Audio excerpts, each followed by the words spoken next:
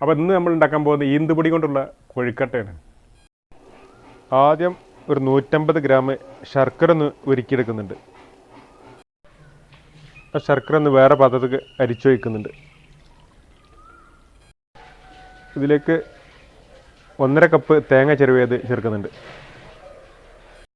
ഇതിലേക്ക് 1 ടീസ്പൂൺ ഏലക്കപ്പൊടി ചേർക്കുന്നുണ്ട്. അപ്പോൾ ഇത് റെഡി ആയിട്ടുണ്ട്. ശർക്കര തേങ്ങ ഇതിന് മാറ്റി വെക്കുക. അപ്പോൾ 2 കപ്പ് ഈന്തിൻ്റെ പൊടി വാട്ടാൻ വേണ്ടി 2.25 കപ്പ് വെള്ളം വെച്ചിട്ടുണ്ട്. അതിലൊരു 3/4 ടീസ്പൂൺ ഉപ്പിട്ട് കൊടുക്കുന്നുണ്ട്. അപ്പോൾ ഈ പൊടി ഈ ചൂടുവെള്ളത്തിലിട്ട് കൊടുക്കുന്നുണ്ട്. വെള്ളത്തിലെ പൊടി നന്നായിട്ട് മിക്സ് ചെയ്ത് കൊടുക്കുക.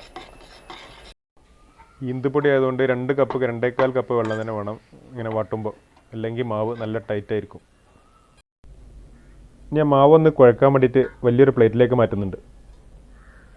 അപ്പോൾ ഇനി നന്നായിട്ടൊന്ന് കുഴച്ചെടുക്കുന്നുണ്ട്.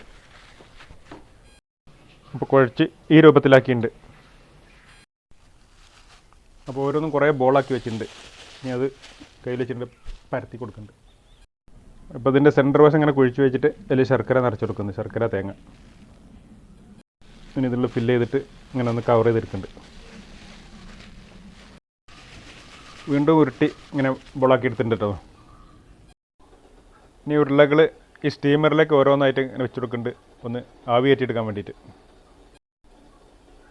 ഇനി ഇതൊന്ന് മൂടി വെച്ചിട്ട് ഒരു 20 മിനിറ്റ് നമുക്കൊന്ന് ആവി കയറ്റിയെടുക്കാം.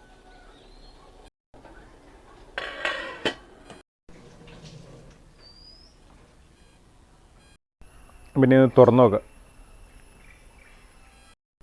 ഇനി ഓരോന്നും സെർവിങ് പ്ലേറ്റിലേക്ക് എടുത്ത് മാറ്റാം.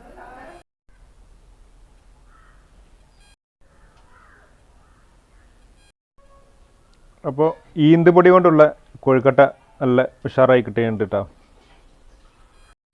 അപ്പോൾ വീഡിയോ ഇഷ്ടപ്പെട്ട ലൈക്കും കമൻറ്റും ഷെയറും ഫോളോസൊക്കെ ചെയ്യണേ.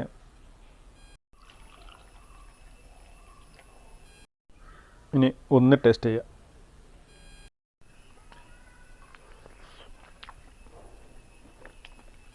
അപ്പോൾ ഓക്കെ.